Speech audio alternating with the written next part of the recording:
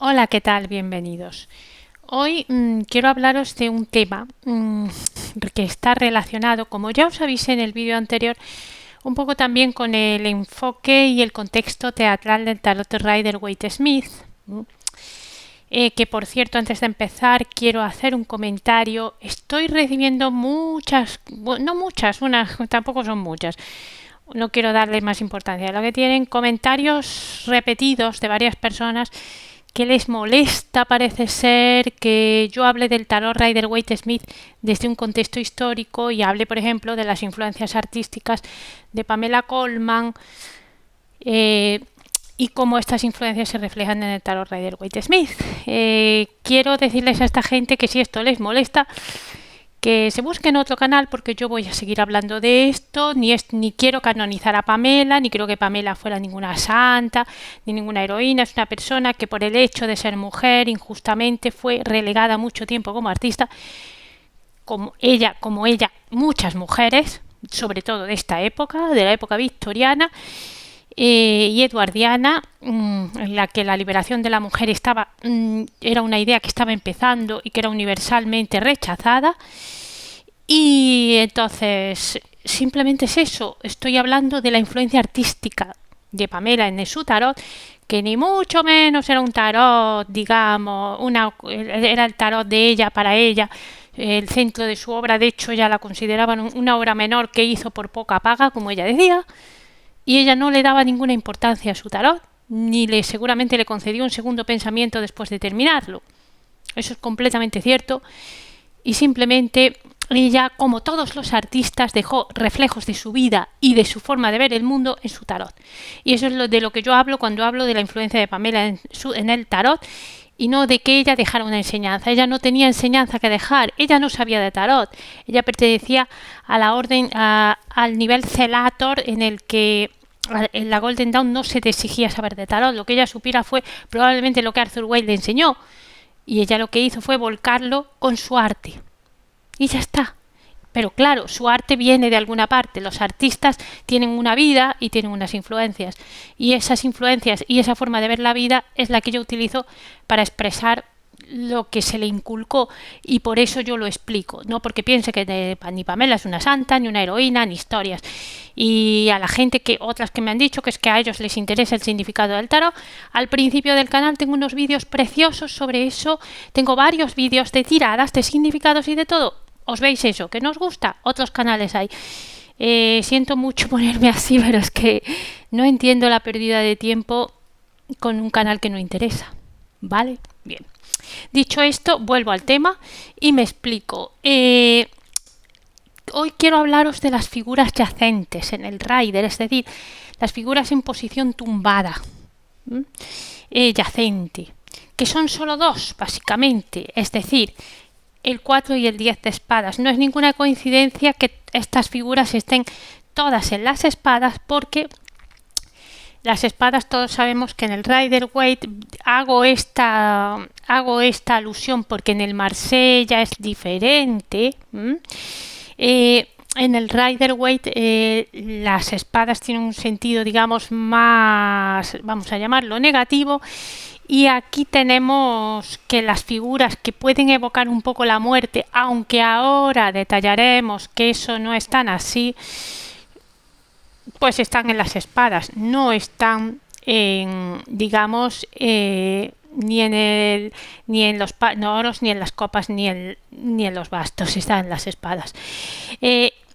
Aquí también me estoy basando en el libro de Scott Martin, que ya os enseñé en el vídeo anterior, y os remito al vídeo anterior para que veáis en el comentario de abajo tanto el nombre como la editorial, como todo. Allí está puesto por si queréis adquirirlo en Amazon, que lo podéis hacer. Está en inglés, eso ya lo aviso. Entonces, digamos que he tomado lo básico de este señor, de Scott Martin, pero he añadido mi propio conocimiento personal del tarot, de este tarot y lo que sé, para enriquecerlo un poco, ¿vale? Vamos a ver estas figuras yacentes, como digo en el título del vídeo. La idea es: ¿están muertas o están dormidas? O ni una cosa ni otra, como muy astutamente ha sugerido algún seguidor mío. Pues vamos a verlo. Empecemos con el 4. Bueno, antes de eso, antes de pasar a ver el 4 y el 10, quiero comentar que hay un argumento muy poderoso en ambas cartas contra el hecho de que sean personas muertas. Y es la forma en la que están tumbadas. Volvemos al tema que ya vimos en el vídeo anterior de la derecha y la izquierda. Y esto es un tema probablemente instintivo que ni Pamela Colman, ni Arthur Wade, ni nadie conscientemente plasmó. ¿Por qué? Porque es un tema instintivo, probablemente respondiendo al tema de que estas figuras no están muertas. Si en los entierros, más bien vamos a hablar en los velatorios, que es cuando se ven los cadáveres, en los velatorios católicos sobre todo, hay una tendencia, que muchos me diréis que a lo mejor en vuestro caso no fue así, si fuisteis a algún velatorio, a que el cadáver, según se entra, esté con la cabeza hacia la izquierda y los pies hacia la derecha. Es decir, si lo ponemos en términos de puntos cardinales, con la cabeza hacia el oeste y los pies hacia el este. Esto es una tendencia tradicional que tiene que ver con el hecho de que se supone que los muertos tienen que estar enterrados mirando hacia el este, porque en el juicio final se supone que Jesucristo surge para juzgar a los muertos como el sol desde el este. Y por eso hay que ponerlos de manera que puedan verlo. Es una tradición muy antigua de la Iglesia Católica que no se respeta siempre porque también depende de muchas cosas, del rango del muerto, de la localización geográfica, etcétera, de las tradiciones locales, etcétera, etcétera. Pero esa es la tendencia. Si observamos, ninguna de estas dos figuras está puesta en la carta así. ¿Por qué? Probablemente porque nadie quería dar la idea, ni Pamela ni Arthur, de que estas personas estuvieran muertas. Entonces, ahora sí, ya habiendo dejado claro este concepto, pasamos a las cartas en concreto.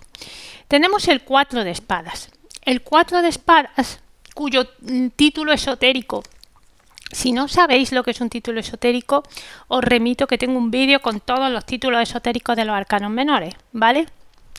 El título esotérico de esta carta es el Señor del Descanso en la Lucha. Eso ya nos está dando una señal.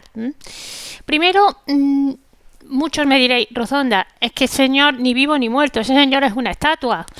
Pues tenéis razón, probablemente es una estatua inspirada en las muchas estatuas yacentes que hay en la iglesia. Probablemente Pamela Colman se fijó en la iglesia de Winchelsea, que era una de las que tenía más cercana, porque allí hay estatuas yacentes muy parecidas, pero tampoco lo podemos certificar, así que ahí lo dejamos. Entonces, digamos que sí es una estatua yacente, pero la pregunta subsiste, ¿representa un vivo o representa un muerto? Pues la actitud del cadáver, del supuesto cadáver, no es de... Primero, esta idea de la orientación en contrario a lo que suele ser. Y luego, la atmósfera de la carta no es la atmósfera de un sitio triste ni mortal. Es un templo luminoso, hay mucha luz, hay una vidriera donde está Cristo bendiciendo y curando a un enfermo, probablemente. O sea, la idea no es de muerte, sino de vida. Y luego tenemos que las manos están hacia arriba en un gesto muy, muy vivo para un muerto, es decir, no están así, como se suele colocar a muchos muertos, con las manos cruzadas sobre el pecho, o no están con las manos cruzadas sobre el vientre, no, están así, elevadas. Es un gesto un poco más de vida. Y luego está la espada en el lado, que Rachel Pollack solía decir que era como que el caballero estaba descansando con su espada al lado para proseguir la lucha. Eso nos remite otra vez al título de la carta, el Señor del Descanso en la Lucha. Y esa es la idea, ¿no? Si queréis, podemos concebir que es la muerte como descanso para otra vida, o simplemente un descanso, que es el significado de esta carta, un descanso necesario para continuar con nuestra lucha. O sea, la figura yacente en este caso, está bastante claro que no está muerto, ni está, en fin, ni es una estatua que evoque a un muerto, sino una evocación del descanso. Y si nos vamos al 10 de espadas, ahí ya lo tenemos más difícil, porque un señor con 10 espadas clavadas, ¿cómo no va a estar muerto? Pues puede sorprender, pero todo parece indicar que no. Es una exageración dramática de una supuesta muerte, o que en realidad lo que nos dice es que una persona ha cogido o ha tomado todo lo que podía soportar, se ha venido abajo, pero todavía hay esperanza. Quiero primero señalar la posición de la mano, de esta mano, porque esto no es opinión mía solamente. Yo entre mis alumnos he contado gente que trabaja en el mundo de la medicina, enfermeras, estudiantes de medicina, etcétera, etcétera, y todos me han comentado lo mismo. Esa posición es imposible para un muerto. Después del rigor mortis, los músculos se aflojan. O sea, esta persona con esa mano tensa en un gesto como de bendición, puede que esté agonizando, pero todavía no ha muerto. Entonces, el gesto es de bendición muy parecido, si lo veis de cerca, muy parecido al del sacerdote, al del sumo sacerdote en su carta. Y probablemente está inspirado, volvemos un poco al tema del teatro, mal que les pese a algunos, volvemos un poco al tema del teatro. En la época de Pamela y posteriormente también había muchas obras de teatro inspiradas en el asesinato de Santo Tomás Becket, que fue asesinado por oponerse a las políticas de un rey inglés. Fue asesinado por algunos de sus caballeros. Unos dicen que con la aprobación del rey, otros dicen que no, pero ahí lo dejamos. Y fue asesinado a espadazos, precisamente, acorralado en una esquina de la Catedral de Canterbury y asesinado. Y que probablemente murió perdonando a sus enemigos. La obra más popular que se tiene sobre esto es posterior al Tarot Rider, es Asesinato en la Catedral de T.S. Eliot, del poeta T.S. Eliot. Pero ya en la época de Pamela se hacían obras, y hay muchas, insisto, sobre este personaje que es una parte integrante de la historia de Inglaterra. Y es muy fácil que Pamela Colman lo tuviera en mente cuando pintó a este personaje que está lleno de espadas, pero aún así está haciendo un gesto como de bendición, como de perdón a sus enemigos. Es un gesto en el que todavía hay vida y en el que todavía hay voluntad de perdonar. Y como muy bien dice Scott Martin, es muy interesante que detrás de estas espadas hay un amanecer dorado.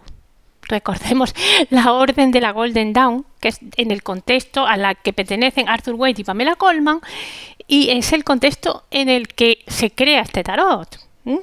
Pero este amanecer dorado habla de que después de esa muerte hay como una resurrección, hay como una esperanza.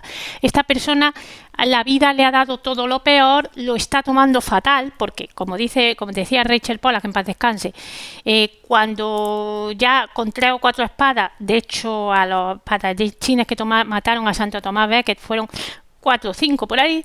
Después de 4 o 5 personas clavándote las espadas, pensemos también en los puñales de Julio César, que le mataron los primeros, los otros puñales lo único que hicieron fue herirle. Ya es que te has muerto. O sea, ya lo que queda es ensañamiento. Pues esta sensación de que la vida se ha ensañado con nosotros, de que nos ha hecho mucho daño, de que nos ha hecho la puñeta, y entonces nos sentimos que no hay esperanza, y el amanecer nos desmiente, nos dice sí que hay esperanza, lo has pasado fatal, pero hay que seguir adelante.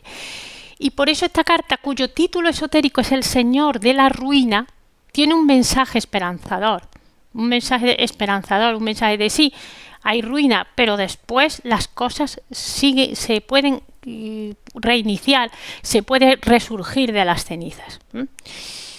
Y bueno, esta es lo que os quería contar. Espero que os haya gustado y, como siempre, os pido que os suscribáis al canal, que le deis me gusta, que comentéis, siempre con respeto, por favor, y que la próxima semana os emplazo de nuevo con un tema que me ha sugerido un seguidor y alumno mío muy querido, y que espero que os interese. Un saludo y hasta pronto.